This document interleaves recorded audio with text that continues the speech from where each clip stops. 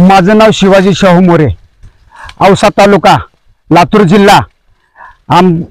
यावर्षी अजिबात पाऊस झाला नाही, जनावरांच्या पायात पाणी आलं नाही, बोरचं पाणी आटून गेलं। नोव्हेंबर मधला माझा प्रोग्राम आहे ऊसाचा। ऊस न्यायला कारखाना तयार नाही, आले तर 10,000 रुपये लेबर मागू लागलेत।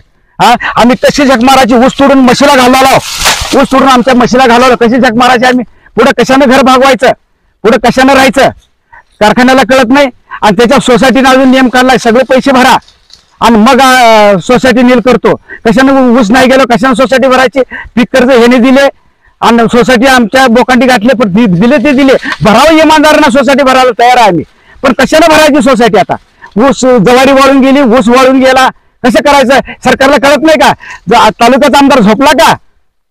नको त्या टायमाला तालुक्याचा आमदार उठत नाही, बोलत नाही, विरोधी बोलत नाही, त्याच्यावर काय विचार करत नाहीत।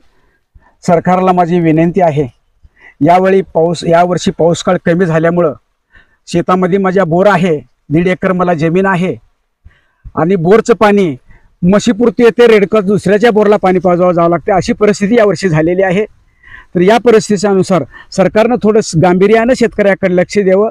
जवारी पेरलो तो मायबाप, ह्या जवारीला ह्याच्यामध्ये कसल्या प्रकारची जवारी भरली नाही, अशी परिस्थिती शेतकऱ्याची झाली। पुढच्या वर्षी काय करावं हा प्रश्न आमच्यावर आहे आणि सरकार याच्यावर गांभीर्यानं लक्ष देत नाही। शेंगा पेरल्या होत्या, शेंगाला शेंगाच लागल्या नाही त्या, अशी आमची परिस्थिती झाली आहे। तर सरकार मायबापाला विनंती आहे, कुठलं कर्ज असलं, कुठलं काय असेल तर आमच्यावर जोर देऊन, आमच्यावर तेगई करून, आम्हाला दाब देऊन वसुली करण्याची कृपया थांबवावं, ही कळकळीची विनंती मी सरकारला, शिंदे साहेबाला या माध्यमातून करत आहे। तर हे आपलं आई वडील असतं बाबा, बंधुवांनो लक्षात घ्या, सरकार ही आपली मायबाप असतं, मायबापासारखं लेकराला सांभाळावं लागतं। ह्या जनतेला सरकारनं सांभाळण्याचं काम करावं लागतं, पण सरकार असलं गपच बसलंय, हलगटाचं कातडं पांघरून सरकार गपच बसलंय। शिंदे साहेबाला बी कळावं, विरोधकाला बी कळावं, मोदी साहेबापर्यंत जावं, कारण या लातूर जिल्ह्यामध्ये, औसा तालुक्यामध्ये शेतकऱ्याचा असा हाल उठलंय की सांगता सोय नाही, एवढी परिस्थिती बेकार झाली, तरी बी सरकार इकडे लक्ष द्यायला तयार नाही।